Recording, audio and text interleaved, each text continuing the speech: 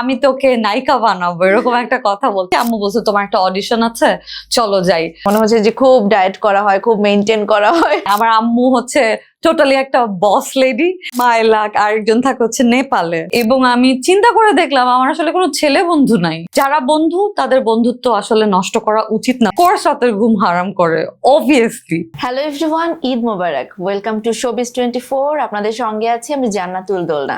আর আমার সঙ্গে আজকে একজন অতিথি নিশ্চয়ই রয়েছে, এবং যিনি আছেন তিনি পর্দার আড়ালে অনেকদিন ছিলেন, তবে দর্শকের ভালোবাসায় কিন্তু তিনি আবারও সরব হয়েছেন পর্দায়। আমাদের সঙ্গে আছেন প্রভা। কেমন আছেন? জি ভালো আছি আমি। ঈদ মোবারক প্রভা। ঈদ মোবারক। কেমন কাটছে ঈদ? ঈদ ভালো কাটছে, ডেফিনেটলি ফ্যামিলির সাথে কাটছে, বন্ধুদের সাথে কাটছে। প্রথম প্রহরটা যেটা হয় যে খুব বাসার হোস্টিং পার্ট চলে, সেখানে মানে আমাকে গেস্ট রিসিভ করতে হয়, খাবার সার্ভ করতে হয়, মানে এটা দায়িত্ব এনজয়ও করি, বাট তারপরে আসলে একটু বের হওয়া হয়, মুভি দেখতে যাওয়া হয়, তো সব মিলিয়ে ঈদটা ভালোই কাটে। সব সার্ভিং এর পাশাপাশি কি কুকিংটাও করা হয় নাকি শুধু পরিবেশন? না, আমি রান্না করতে পছন্দ করি, কিন্তু যেটা হচ্ছে যে আমি একটা কি দুইটা ডেজার্ট বানাই, কারণ আম্মুর যখন রান্না শেষ হয় তখন আসলে অনেক রাত হয়ে যায়। আমার আবার কিচেনে আমি একা কাজ করতে পছন্দ করি। হ্যাঁ, মানে কোনো হেল্পিং হ্যান্ড আশেপাশে থাকলে বা অন্য কেউ কিচেনের মধ্যে থাকলে কেন যেন আমি কনসেন্ট্রেশন দিতে পারি না, আমার একটু আমার একটু ইরিটেশন কাজ করে। তো আমি হচ্ছে ওই রাতের বেলা যখন আম্মু ঘুমিয়ে যায় বা আম্মুর কাজ শেষ, তখন আমি হচ্ছে ডেজার্ট বানাতে যাই। তো ওই সময় আসলে আর সময় হয়ে ওঠে না, একটা কি হায়েস্ট দুইটা আর কি। কোন ধরনের খাবার আর কি পছন্দ? ডেজার্টের গল্প শুনছিলাম, আসলে কি ডেজার্ট লাভার প্রভা নাকি? মানে আই হ্যাভ সুইট টুথ এই আর কি। আমি সারাক্ষণ লাইক ডেজার্ট, তারপরে মিষ্টি, any kind of dessert দেখে কিন্তু মনে হচ্ছে না, একেবারে মনে হচ্ছে যে খুব ডায়েট করা হয়, খুব মেনটেন করা হয়। not at all. আসলে আমাকে হয়তো স্ক্রিনে দেখতে একরকম লাগে, সেটা আমি আসলে অনেক শুনেছি, সো আমি এটা বুঝি। আমি নিজেকেও স্ক্রিনে দেখলে আই এম নট স্যাটিসফাইড। হয় না, কিছু মানুষকে স্ক্রিনে একটু বড় লাগে, একটু ম্যাচিওর লাগে, তো আমাকে দেখতে একটু হেলদি মনে হয়। সেই জন্য হয়তো আমাকে সামনাসামনি আমাদের দেখা হয়নি দেখে আপনার মনে হবে, বাট আমি আগে মানে যখন এক্স্যাক্টলি আমার হাইট অনুযায়ী আমার ওয়েট এখন বেশি। আচ্ছা, আরো শুকনা ছিলেন তার মানে? আর একটু শুকনা ছিলাম। গিফট নিয়ে একটু শুনি, ঈদে কি শপিং করা হয়েছে না গিফট পাওয়া হয়েছে, কি ছিল আসলে? আমার প্রতি বছর দুইটা গিফট কনফার্ম, সেটা হচ্ছে আলহামদুলিল্লাহ আমার বাবা এবং আমার মা। আমি ভাবলাম যে কোনো পরিচালকের নাম আসবে, কোনো প্রযোজকের নাম আসবে, কিংবা কোনো নায়কের নাম নাকি নায়কের নাম আসবে। বাট এবার আসলে আমাকে দেয়া উচিত ছিল, কারণ এবার ঈদে মানে চাঁদ রাতের আগের দিন ছিল হচ্ছে আমার জন্মদিন, মানে 30 তারিখে, মার্চের 30। তো একদমই ঈদের কাছাকাছি আসলে। তো আমি তো অনেকগুলা আমার ভাইয়া এবার আমার ফার্স্ট কাজিন যেটা সুমন ভাইয়া, ও আমাকে এবার ঈদের সময় গিফট দিয়েছে। ঈদে দিল না জন্মদিনে দিল ঠিক জানি না, বাট গিফট পেয়েছি আর কি। আচ্ছা, আব্বু আম্মুর গিফট আসলে মানে এটা একদম একদম কনফার্ম পাবোই পাবো। এক্স্যাক্টলি পাবোই পাবো। আপনি গিফট পেয়েছেন, ভালো কথা। গিফট দিয়েছেন? এবার দেয়া হয়নি অনেস্টলি কাউকে, বাট আমিও চেষ্টা করি আমার বাবা মাকে গিফট দিতে। ঈদ তো অনেক স্পেশাল, কিন্তু সেই সঙ্গে এই যে আপনার ফেরাটা, এটাও তো অনেক স্পেশাল আমাদের জন্য, দর্শকদের জন্য খুব স্পেশাল। আসলে কি কি কাজ আসছে?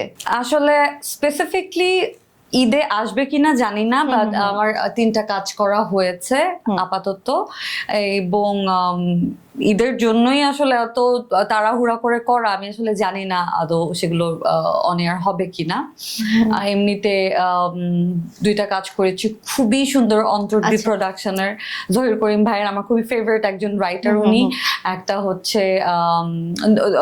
হচ্ছে জাহির আলভির সাথে করেছি, সেটা হচ্ছে বিয়েটা করেই ফেললাম, এটা হচ্ছে নাটকের নাম। প্লিজ করেই ফেলেন না ওইটা শুটিং পর্যন্তই ভালো।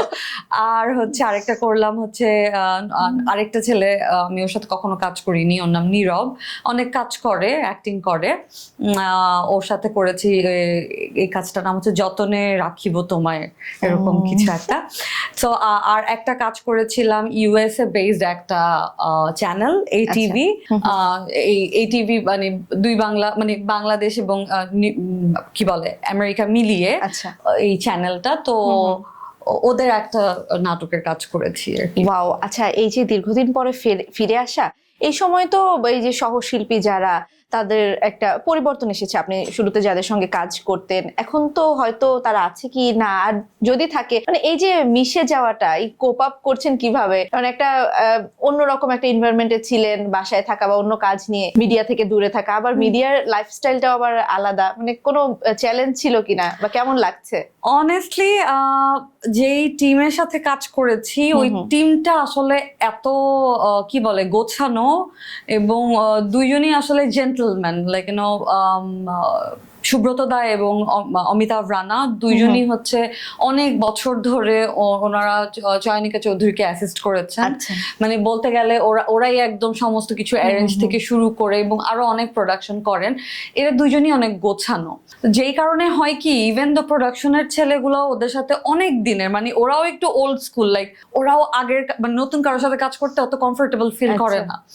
যেই দিন আমি ওদের সাথে শুটিং এ থাকি আমি না ওই দিন জানি যে আমার কোনো রকম টেনশন কাজ করবে না, লাইক সেটের মধ্যে কেউ ছবি তুলছে কিনা বা আমার সিকিউরিটি আছে কিনা, অথবা আমাকে টাইম টু টাইম আমাকে পানিটা মানে এগিয়ে দিচ্ছে কিনা, আমাকে কি খেতে চান, ডাবের পানি, আচ্ছা ঠিক আছে, যেখান থেকে মানে একটা কিছু ডিমান্ড করলে অবভিয়াসলি আমি না বুঝে তো আর ডিমান্ড করি না, খুবই ছোট ছোট এক্সপেকটেশন যে সেটার মধ্যে ছাতাটা একটু থাকুক বা আমার যে ফ্যানটা একটু আমাকে এগিয়ে দেখ। বাট গরমে অনেক কষ্ট হয়েছে, আই প্রমিস। মানে এখনই এই অবস্থা, পরবর্তীতে যখন অ্যাকচুয়ালি মানে কি বলে এখন মানে গরম শুরু হবে আষাঢ় জ্যৈষ্ঠ মানে এই সময়কার টাইম গুলোতে কি হবে I have no idea, but it's very scary. আমি লিটারালি আমার একটা ফ্যান নিয়ে আমি এখনই ঘুরি। শুরুটা যেহেতু ভালোভাবে হয়ে গেছে, ইনশাল্লাহ আপনি মানে ওই গরমেও আপনাকে কেউ পেছনে ফেলতে পারবে না, তখন আপনি এগিয়েই যাবেন। I hope for the best. আচ্ছা, আবার একটু ঈদের গল্পে যাই, যে ঈদ ছোটবেলায় আপনি শরীয়তপুরের মেয়ে, তাই তো? ছোটবেলায় কি কখনো ওখানে থাকা হয়েছে ঈদের সময় নাকি? আমি ক্লাস 5 পর্যন্ত শরীয়তপুরেই ছিলাম। অত ছোটবেলার কথা তো আসলে ওরকম স্পেসিফিকলি মনে নেই। ছোটবেলার ঈদে যেরকম হয় যে নানু বাসা, দাদু বাড়ি, মানে কোনো একটা বাসায় আসলে আমাদের ঈদ করা হতো, কারণ হচ্ছে কাছাকাছি সবকিছু ছিল। ঢাকা আসার পরে একটা মজা ছিল যে আমরা আমাদের বাসায় ঈদ করতে পারি আর কি।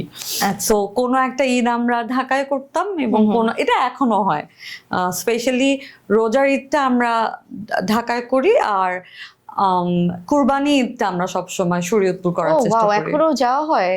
হ্যাঁ, আমরা অনেক বেশি কানেক্টেড শরীয়তপুরের সাথে। আচ্ছা, এই যে একজন সেলিব্রিটি কোনো ভাইব পাওয়া যায় নাকি আসলে? অনেস্টলি মানে যখন যাই ওখানকার যে এখনকার যে যারা ছোট ভাই বোনরা যারা রেস্টুরেন্ট দিয়েছে, যারা একটু একটু করে কাজ করছে, সবাই তো আপডেটেড হচ্ছে, আপগ্রেডেড হচ্ছে। তো শরীয়তপুরে কিন্তু যেই মফস্বলটা আমি দেখে এসেছি এখন বর্তমান যে অবস্থা, সেটা খুবই ঢাকার সাথে একদম অনেক চেঞ্জ হয়ে গেছে। আমিও দক্ষিণের মেয়ে, আমার বাড়ি হচ্ছে ফরিদপুর। আচ্ছা আচ্ছা, এক্স্যাক্টলি পুরো চেঞ্জ, একদমই পুরো চেঞ্জ। অনেক ঘুরতে যাওয়ার জায়গা আছে শরীয়তপুর থেকে। মাদারীপুর যে জায়গাটা খুবই কাছে, মানে লাইক 20 মিনিটস ড্রাইভ। ওইখানে একটা খুব সুন্দর জায়গা আছে, একটা দিঘির পাড়, অসম্ভব সুন্দর। অসম্ভব সুন্দর। ওখানে গেলে আসলে মন ভালো হয়ে যায়। তো মন চাইলো আচ্ছা ঠিক আছে, ওইসব কাজিনরা মিলে গেলাম একটু। তারপর কি নৌকা ভাড়া করে ওঠা হয়, ঘোরা হয় নাকি? নৌকা ভাড়া করে আমাদের আসলেই অনেক ঘোরা হয়, নৌকা, স্পিড বোট। মানে আমি একদম নদীর মানে কাছের মানুষ, আমি সাঁতার জানেন? এক্স্যাক্টলি, এই জন্য আমার মানে পানির সাথে আমার অনেক বেশি কানেকশন। আচ্ছা, একটু হচ্ছে গিয়ে এই শরীয়তপুর থেকে আসা, আপনি বলেন যে 5 বছর না ক্লাস 5 পর্যন্ত, ক্লাস 5 এর পরে যে চলে আসলেন, তারপর যে 2005 থেকে বোধহয় আপনি কাজ করছেন মিডিয়াতে, 6 থেকে। আচ্ছা, এই জার্নিটা আসলে কেমন ছিল? এই শুরুটা কিভাবে হয়েছিল? শুরুটা হয়েছিল আমার এইচএসসি একদম কি বলে এইচএসসি সেকেন্ড ইয়ার যেটাকে বলে, একদম ফাইনাল টাইম। টেস্ট পরীক্ষার পরে আমি আর আমার এক বান্ধবী লাবণ্য, ও হচ্ছে নৃত্যশিল্পী, ওর বাবা একজন নৃত্যশিল্পী শফিকুর রহমান স্যার। ছোট থেকে আমাদেরকে স্কুল থেকে হয় না আব্বু আম্মু মিলে নিতে যেত, তো আঙ্কেলও তো লাবণ্যকে নিতে যেত। তো ওই সময় থেকে আঙ্কেল আমাকে অনেক স্নেহ করেন, এবং লাবণ্যদের বাসায় যাওয়া, মানে লাবণ্যর জন্মদিনে বা আমার জন্মদিনে, সেখান থেকে আঙ্কেল আমাকে সবসময় বলতো যে মানে আমি তোকে নায়িকা বানাবো, এরকম একটা কথা বলতো। তো হঠাৎ করে একটা কাজের আঙ্কেলের অফার আসলো, আমি আর লাবণ্য দুইজনই আসলে আঙ্কেলের হাত ধরে, আম্মু ছিল সাথে, আমরা অডিশন দিতে গেলাম। ডেইলি স্টার কি কাজ নামে, ছিল এটা, বিজ্ঞাপনের নাকি? বিজ্ঞাপনের, ডেইলি স্টার নামে একটা ছোট একটা টিভি ছিল, ওদের 15 বছর পূর্তি বা এরকম কিছু একটা। তো ওইখান থেকে আসলে ওই টিভিসিটা করতে গিয়ে মানে ওরা আমার চুল খুব পছন্দ করে, তো চুলের জন্য ওরা সানসিল্কের জন্য কোন একটা ক্যাম্পেইন করবে এশিয়াটিক, সেইখানে আমার একটা ফটোশুট হয় ইকবাল আহমেদের কাছে, এবং ইকবাল আহমেদ নিজে আসলে ইউনিট্রেন বা অন্য যে এজেন্সি গুলো, তার নিজেরই ভালো লেগেছে, সেই আসলে ছবিগুলো সাবমিট করেছে। আর সেখান থেকে আসলে আমার মেরিলের জন্য ডাক পড়লো। আমার ইন্টারমিডিয়েট পরীক্ষা শেষ যেদিন, আই থিঙ্ক একটা এক্সাম বাকি, অ্যাকাউন্টিং সেকেন্ড পার্ট, আচ্ছা, সেটার আগে বেশ কিছুদিন গ্যাপ ছিল। সেই গ্যাপের মধ্যে একদিন আমি এক্সাম শেষ করলাম, আমার মনে আছে আমি ইউনিফর্ম খুলে জাস্ট একটা কামিজ পরলাম, আম্মু নিয়ে এসেছিল। তো আমি নিজেও জানতাম না, এক্সামের পরে আমি বের হয়েছি, আম্মু বলছে তোমার একটা অডিশন আছে, চলো যাই। তো ওইখানে গেলাম, ড্রেস চেঞ্জ করলাম, একটুখানি টাচ আপ করে দিল, তারপর হচ্ছে অডিশন দিলাম, এন্ড আফটার দ্যাট অডিশন আমার মেরিল বিউটি সুপার ওই TVC. Oh my God. And আলহামদুলিল্লাহ আমার আসলে ওইটা আমাকে অনেক বেশি কি বলে মানে আমাকে মানে পরিচিতি পাওয়ার জন্য, আর স্পেসিফিকলি আর কোন তারপরে আপনার হচ্ছে এই জার্নিটা খুব ওয়েলকামিং ছিল, very welcome, I was very lucky. অনেকদিন পরে আবার কাজ শুরু, তো আমরা তো জানি যে আপনি খুবই ফ্রেন্ডলি একজন মানুষ। তো এখনকার বন্ধু আসলে কারা, বন্ধু তালিকায় কারা আছে? এখনকার দুইটা বন্ধু হচ্ছে যারা সবচেয়ে বেশি ক্লোজ, একজন থাকে হচ্ছে অস্ট্রেলিয়াতে মাইলাক, আরেকজন থাকে হচ্ছে নেপালে। তো এরা হচ্ছে আমার সবচেয়ে মানে হয় না লাইক একদম close to my soul and একটু এভরিথিং। নাম বলি, ওরা শুনলে অনেক খুশি হয়ে যাবে। ওরা নাম বললে খুশি হবে না, কারণ ওরা একদম পছন্দ করে না যে আমি ওদেরকে ট্যাগও করি না, যাতে করে ওদের কাছে রিকোয়েস্ট না আসে। দুইজনই আসলে একজন বাংলাদেশি, আর একজন আসলে নেপালে যেতে যেতে ওর সাথে আমার বন্ধুত্ব হয়েছে। সে তো এই দুইটা বন্ধু বাদে এখানে আমার কলিগ, আসলে ওকে এখন আর আমার মনে থাকে না যে ও আমার কলিগ ছিল কখনো। সেটা হচ্ছে নাজিরা মৌ, মানে ও যে কখনো ওর সাথে আমার ফার্স্ট দেখা হয়েছে যে শুটিং করতে গিয়ে, এটা আমি মাঝে মাঝে ভুলে যাই বলতে, যে আমার মনে হয় ও আমার রেগুলার ফ্রেন্ড। আচ্ছা, তারপরে হচ্ছে তিথি আমার খুব ভালো বন্ধু। কি বলে তিথির সাথে মানে আমাদের আরেকজন বন্ধু আছে অনামিকা, ও আমার অনেক ভালো বন্ধু। মোটামুটি বন্ধুর সংখ্যাটা না খুব বেশি না আসলে, এবং আমি চিন্তা করে দেখলাম আমার আসলে কোনো ছেলে বন্ধু নাই, আমার আসলে সব মেয়ে বন্ধু। ও আমি তো ভাবলাম যে অস্ট্রেলিয়াতে যিনি আছেন তিনি হয়তো না, ওর নাম ওলিয়া, ওর নাম তুষন, ও একটা মেয়ে। এটা না একটা ট্রিক ছিল নামটা বের করার জন্য। আচ্ছা, যাই হোক, এই যে মিডিয়াতে বন্ধুত্ব বেশি দিন থাকলেই একটা গুঞ্জন শুরু হয় যে মনে হয় প্রেম করছে, আসলে কি বন্ধুত্বের আড়ালে প্রেম থাকে, নাকি এটা একদমই নিছকই গুঞ্জন? না, যেটা বন্ধুত্ব হয় সেটা বন্ধুত্বই থাকে, আর যেটা আসলে প্রেমটা হয় সেটা আসলে মনে হয় মানে হয় না যে স্পার্ক, মানে কাজ করতে গিয়েছি প্রথম দিন বা সেকেন্ড ডেতেই আসলে মনে হচ্ছে যে something is not regular, right? তো এটা আসলে বন্ধুত্ব থেকে হয় না। যারা বন্ধু তাদের বন্ধুত্ব আসলে নষ্ট করা উচিত না বলে আমি মনে করি। কি বলে, যারা আসলে বন্ধুত্বতার সুযোগ নিয়ে যারা আসলে এরকম একটা কিছু ক্রিয়েটও করতে চায়, ওই বন্ধুত্বটা না আর সুন্দর থাকে না আসলে। আচ্ছা, প্রভার সঙ্গে তো অনেক সময় অনেকের নাম জড়িয়েছে, অনেক সময় আসলে এইগুলোর মধ্যে কি কোনো সত্যতা ছিল, নাকি সব সময় কিছু ছিল সত্যি, কিছু ছিল একদমই মিথ্যা?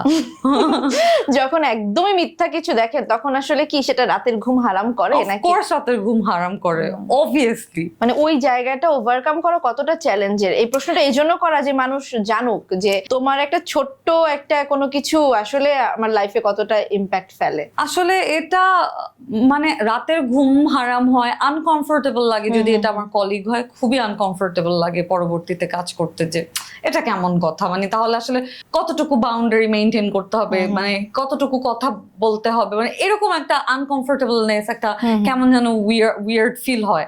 আর যেহেতু বন্ধু, মানে এটা চিন্তাই করা যায় না এই মানুষটা এরকম হবে, এই আর কি। এইসব বিষয় নিয়ে না কথা বলা উচিত, আরো বেশি বেশি কথা বললে আমার মনে হয় যে যারা এসব করে তারা একটু জানবে যে আসলে আমার জন্য মানুষ কতটা কষ্ট পায়। আসলে কথা অনেক দিন অনেক বছর ধরে বলা হচ্ছে, আমার যেটা মনে হয় এটার জন্য আসলে একটা ল ক্রিয়েট করা উচিত। মানে হয় না, অনেক বছর ধরে কিছু কিছু আছে যে এখন পর্যন্ত ওরকম নতুন আইন বা নতুন ল পাস হয়নি, বাট এখন তো আসলে সোশ্যাল মিডিয়ার যুগ, এখানে মানুষকে মকিং করা হচ্ছে, হ্যারেস করা হচ্ছে, কারণ এটা এখন নিউ ট্রেন্ড যে সোশ্যালি একটা মানুষকে বুলি করা হচ্ছে। এবং আমি একটা মাংসে গড়া একটা মানুষ, আমাকে যখন দুইটা খারাপ কথা বলছে, আমাকে না জেনে আমাকে আমার মানে কি বলে আমার ক্যারেক্টার নিয়ে অ্যাকিউজ করা হচ্ছে, এবং এদের কোনো ধারণাই নাই আসলে মানে আমি কোন ফ্যামিলি বিলং করি, আমার এডুকেশনাল কি বলে আমার যোগ্যতা কি, ওদের মাথার মধ্যে এটা কি ওদের ইনসিকিউরিটি নাকি এটাই ওদের স্কুলিং, যে ওদের মনে হয় যে ও যেহেতু আউটগোয়িং মিডিয়াতে কাজ করে তাহলে একটা ভালো মেয়ে হবে না। মানে এই জিনিসটা আসলে আমার কাছে খুবই অশিক্ষিত মনে হয় ব্যাপারটা টোটালি। প্রভা, এমন কোনো বুলিং এর কথা কি আপনি আমাদের সাথে শেয়ার করতে চান যেটা আপনি দীর্ঘদিন খুবই আপনি কষ্ট পেয়েছেন, আপনাকে ভাবিয়েছে, এমন কোনো? মানুষের কথা তো আছেই, কিন্তু আমি ভেবেছিলাম যে আমার খুব কাছের বন্ধু, আচ্ছা, তো সে আসলে আমাকে এমন কিছু অ্যাকিউজ করেছে যে আমি শুনেছি তোমার ব্যাপারে এটা, আমি শুনেছি তোমার ব্যাপারে ওটা। তো আমি ভাবতাম কি যে ওই মানুষটা তো আমাকে অনেক কাছ থেকে দেখেছে, মানে অলমোস্ট এভরিডে আমাদের যখন শুটিং নাই তখন দেখা হচ্ছে। একটা মানুষের সাথে তো অনেক কয়েকদিন মিশলে কিন্তু বোঝা যায় নো ইউর ফ্রেন্ড, মানে এখানে আসলে কোনো বাউন্ডারি কিছু নাই। তো এক ধরনের ব্লেম গেম বলা যায়, সেটা আমাকে আসলে এত বেশি এই ঘটনাটা আমাকে হার্ট করেছিল যে আমি একদম লিটারালি, মানে হয় না যে সবার সাথে একটা সময় ছিল যে আমি মানুষের সাথে কথা বলতাম না আর কি, যে নিজেকে একদম লুকিয়ে ফেলেছিলেন অলমোস্ট। কারণ হচ্ছে আমার পরিচিত মানুষ যদি আমাকে নিয়ে এরকম একটা কথা বলে তাহলে তো এটা আমার জন্য খুবই খুবই মানে কষ্টকর আর কি। তোমার মনেই হতে পারে যে আমি তোমার জন্য খুব একটা ভালো বন্ধু হব না, বা তোমার পার্সোনাল লাইফ, তোমার ক্যারিয়ার, সবকিছুর জন্য it's not healthy, you can go, কোনো অসুবিধা। কিন্তু যাওয়ার আগে you have to do that blame game thing. তুমি তোমার ব্যাপারে সবার এরকম নেগেটিভ কথা আছে, তুমি ভালো না, তুমি this and that, all those fake allegation যেগুলো আমি আমার লাইফে কখনো করি নাই। আমার মনে আছে আমি শুধু একদিন আমাকে এরকম একটা কথা বলেছে যে টাকার পেছনে ছুটি, এরকম কিছু একটা। তো তখন আমি আসলে একটু অহংকার করেই বলেছি যে আমি আমার বাবার কেনা গাড়িতে করে আমি স্কুলে গিয়েছি। হ্যাঁ, সো আমার নতুন করে আসলে আমি এরকম না যে অভাবে বড় হয়েছি, আনলাইক আদার্স, মানে আমি আসলে ওই স্পেসিফিক মানুষটাকে মেনশন করেছি। কোনো অভাব দেখে বড় হয়েছি যে আমাকে এখন অনেক টাকা বা অনেক কিছু আমাকে ইনফ্লুয়েন্স করতে পারে।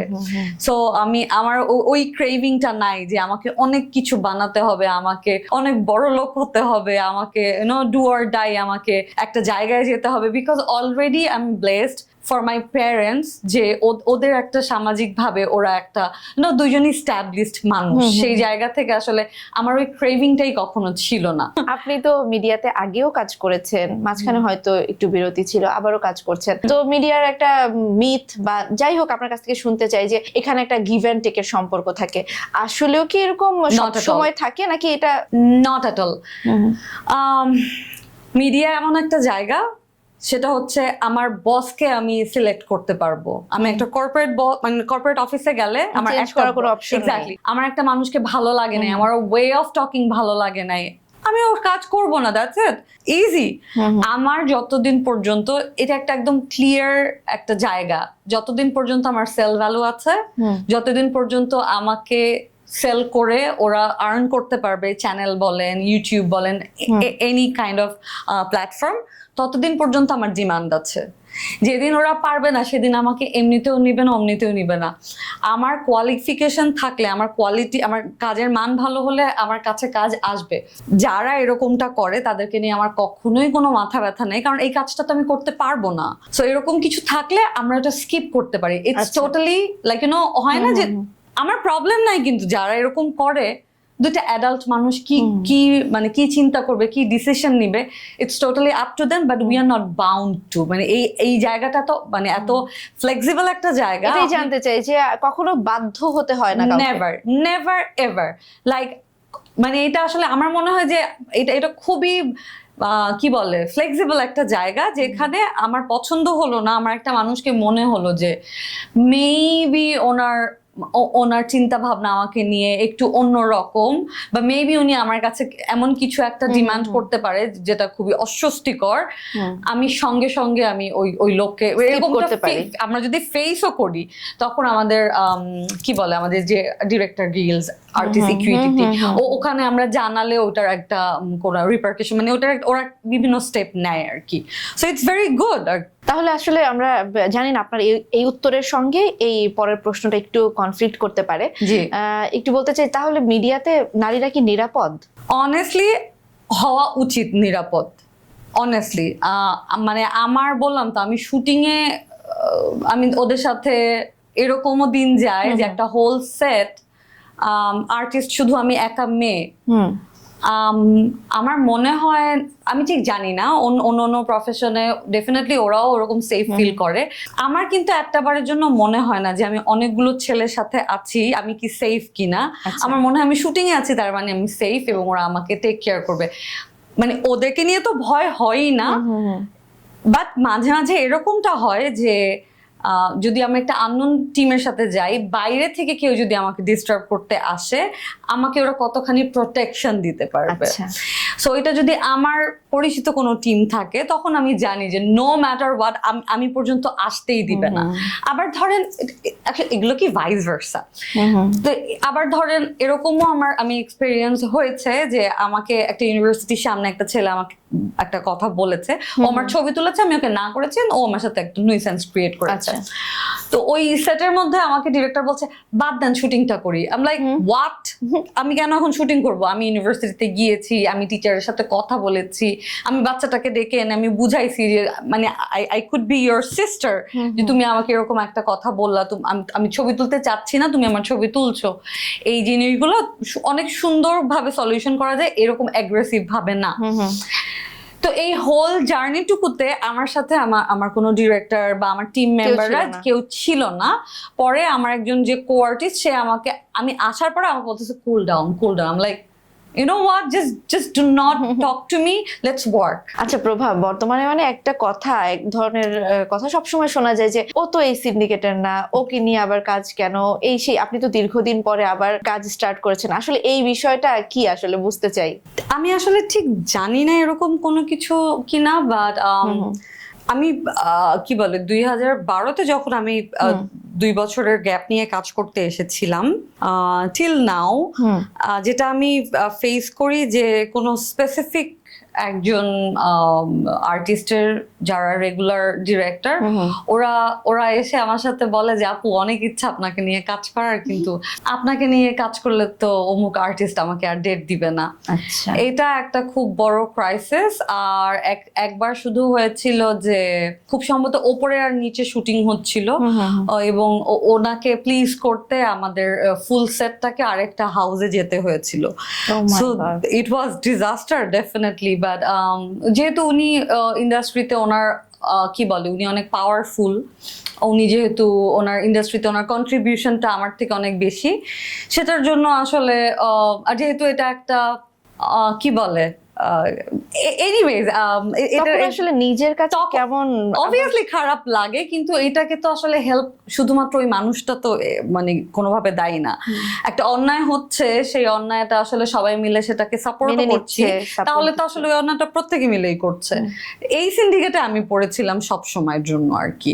তো আমার সাথে অনেক ভালো ভালো পরিচালকের, প্রযোজকের কাজ করা হয়নি, বিকজ ও মুক্ত ডেট দিবে না আমাদেরকে, এরকম একটা ব্যাপার ছিল আর কি। এর কারণে কি দীর্ঘদিন আপনি এই কাজ থেকে দূরে ছিলেন, মানে কোনো হতাশা বা হতাশা নাকি বলতে ডাকি পাননি নাকি? আসলে আসলে এখন তো অনেক artist, to be very honest, আর হচ্ছে মেবি আমার কাজ দেখে আমার কাছে হয়তো ওদের এক্সপেকটেশন আরো ভালো, কারণ আমি আসলে নতুন কোনো গল্প পাচ্ছি না যেটা করে আমার মনে হবে যে আমি ভালো কিছু করেছি।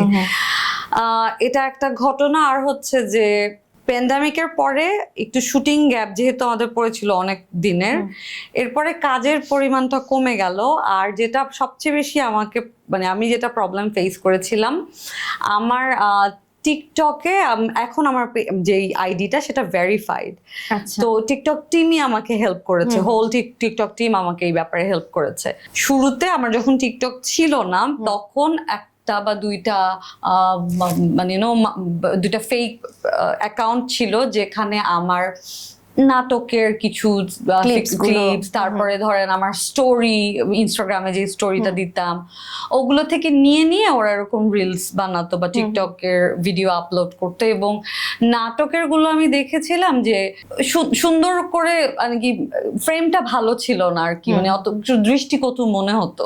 তো এগুলো আমাকে আসলে অনেক বেশি প্রবলেম, আমাকে অনেক বেশি ভাবিয়েছে। এবং শুটিং এর সময় যেটা আমি সবচেয়ে বেশি বিরক্ত হতাম যে আশেপাশের যারা থাকেন, ক্যামেরার, লাইটের, প্রোডাকশনের, ইভেন ডিরেক্টরের সাথে যে মানুষটা এসেছে ঘুরতে, প্রডিউসারের সাথে যেই ফ্রেন্ডটা এসেছে শুটিং দেখতে, ওরা করে কি, ওরা হচ্ছে ভিডিও করে এবং চলা যাওয়া এক্স্যাক্টলি দৃশ্য ধারণগুলো করে এবং ওদের ফেসবুক পেজ বা অন্য অন্য প্ল্যাটফর্ম গুলোতে ওরা এগুলো আপলোড করে। প্রভা, অনেক ভারী ভারী কথা শুনলাম, একটু একটা মজার প্রশ্ন করি।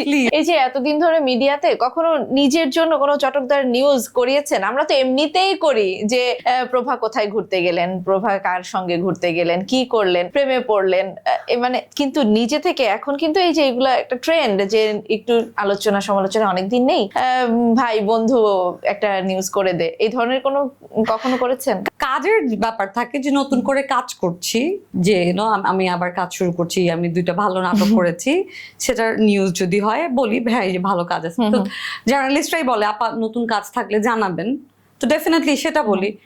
কিন্তু আমি তো চাই আমার কাজের বাইরে আর কোনো নিউজ না হোক, মুরগি কাটা, তারপরে ধরেন গ্লাসের ব্রিজে শুয়ে পড়লেন, এই টাইপের ক্যাপশন দেয়া, ক্ষমা চাইলেন, রোজার মাসে ক্ষমা চাইলেন প্রভা, হ্যাঁ এই সমস্ত নিউজ যত কম আসবে ততই তো আমার জন্য স্বস্তির হবে। আমি আমার একটা ফ্রেন্ডকে মুরগি কেটে দিতেই পারি, কিন্তু সেটা যে নিউজ হয়ে যাবে, হ্যাঁ এটা তো খুবই অস্বস্তিকর আমার জন্য, তাই না? আচ্ছা, ওই যে মাঝখানে আমরা যে শুনেছিলাম যে একজন সাংবাদিকের একটা হেনস্থার শিকার আপনি হয়েছিলেন, আসলে এটা কি ভুল বোঝাবুঝি ছিল নাকি পরবর্তীতে আপনি বলার পরে কি তার পক্ষ থেকে আপনাকে ফোন টোন কোনো কিছু?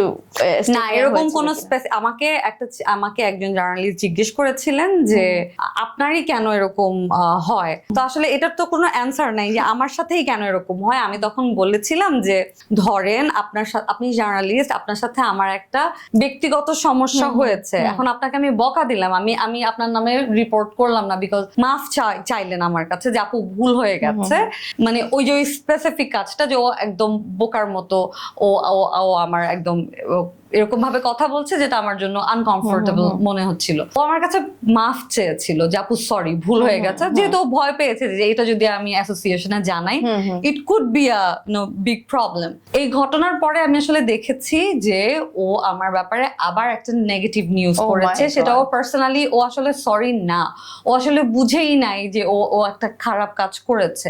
আমি সামহাও এই পুরো ঘটনাটা আসলে আমি হয়তো ঠিকভাবে ব্রিফ করতে পারি নাই, আমি আসলে ঢালাও ভাবে সবাইকে বলি না, আমি বলেছি যে এই যে হাতে এই যে এই পাওয়ারটা যদি থাকে, সেটার আসলে আমার হাতেও তো অনেক পাওয়ার আছে, আমার আসলে সেটা বুঝে আরেকটা মানুষকে ক্ষতি না করি। আর এমন তো অনেক জার্নালিস্ট আছে যারা আমাকে সব চায় যে আমি কাজ করি, আমার ওয়েল উইশার, সবসময় আমার ভালো চায়, আমি কাজ না করলেও আমার খোঁজ খবর নেয়। তো আমি আসলে ঢালাও ভাবে সবার কথা বলিনি, আমি আসলে স্পেসিফিক 2টা ঘটনা বলেছি। এবং এনিওয়েজ নতুন করে আসলে এখন আর প্রমাণ করার কিছু নাই। তবে ওই ভদ্রলোকের নামটা, মানে আমি যখন অন্য জার্নালিস্টদের সাথে কথা বলেছি তখন ওনারা প্রত্যেকেই জানে যে ওর এই প্রবলেমটা আছে।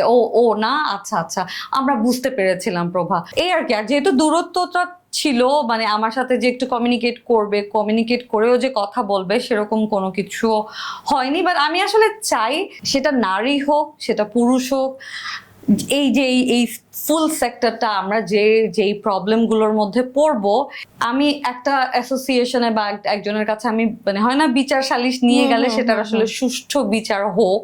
হ্যাঁ, মানে ইটস ভেরি স্কেরি, লাইক আমার সাথে একটা ঘটনা ঘটেছে, মানে আমি লোক লজ্জার ভয়ে আমি সেটা বলতে পারলাম না।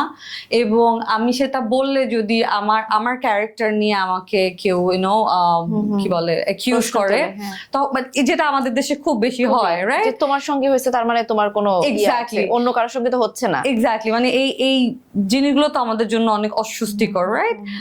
তো সেটা যাতে আস্তে আস্তে কমে যাক, আস্তে আস্তে মানুষ যাতে আর একটু মানে চিন্তা ভাবনা একটু সুন্দর হোক আর কি। প্রভা, আমরা অনেকক্ষণ গল্প করলাম, আর একটুখানি গল্প করব। সেটা হচ্ছে এখনকার যে গল্পটা, সেটাই আপনার যে দর্শক, আপনাকে যারা অনেক দিন ধরে আপনার উপর ক্রাশ, তারা আসলে এই পার্টটাই খুঁজে খুঁজে দেখবে আমার মনে হয়। জি, সেটা হচ্ছে প্রভা কি সিঙ্গেল? আমি আসলে কি বলে সঠিক মানুষের সন্ধানে আছি। সিঙ্গেল বলতে আমি কমিটেড, মানে যেই মানুষটা আমার লাইফে আসবে সেই মানুষটার জন্য আমি কমিটেড। এখন পর্যন্ত মানুষটা নেই, তারপরেও আপনি কমিটেড? আমার মতে যে রিলেশনে আমরা যখন থাকি তখন আমরা কি করি, যেই কাজগুলো করতে হয় না, যে নিজেকে আসলে গুছিয়ে রাখা। মানে একটা মানুষ কমিটমেন্টে থাকলে অনেক কিছু করতে পারে না, যেটা একটা মানুষ সিঙ্গেল থাকতে করতে পারে। তো আমি বলি যে আমি আমার ফিউচার পার্টনারের জন্য আমি আসলে কমিটেড। আমি এখন যাই বলি না কেন, আমি সিঙ্গেল না আমি মিঙ্গেল, যে আসলে যেটা ভাবার সে আসলে সেটা ভেবে নিবে। এই কোয়েশ্চেনটা আসলে করার কোনো দরকারই নাই, কারণ যে যার মতো করে আসলে ভেবে। আচ্ছা ঠিক আছে, আমরাও ভেবে নিতে চাই, কিন্তু আমরা একটু জানতে চাই যে প্রভার যেই স্বপ্নের রাজকুমার, সে আসলে তার কোনো আচ্ছা স্বপ্নে না থাকুক, বাস্তবে তো আছে, মানে তার কেমন আপনি আশা করেন সে কেমন হবে, তার কি কি গুণ থাকবে? তাকে অনেক প্রোগ্রেসিভ হতে হবে, আচ্ছা, এবং সে একদমই হিপোক্রেট হবে না। আমি আরেকজনকে আমি জাজ করব, কিন্তু আমি আমার দোষটা দেখবো না, এরকম মানুষ আমি আমার আশেপাশে এমনিতেও চাই না, বন্ধুও চাই না, আর পার্টনার তো চাই না। আর আমি ওই মানুষটার কাছে এক্সপেক্ট করব যে no matter what you have to work.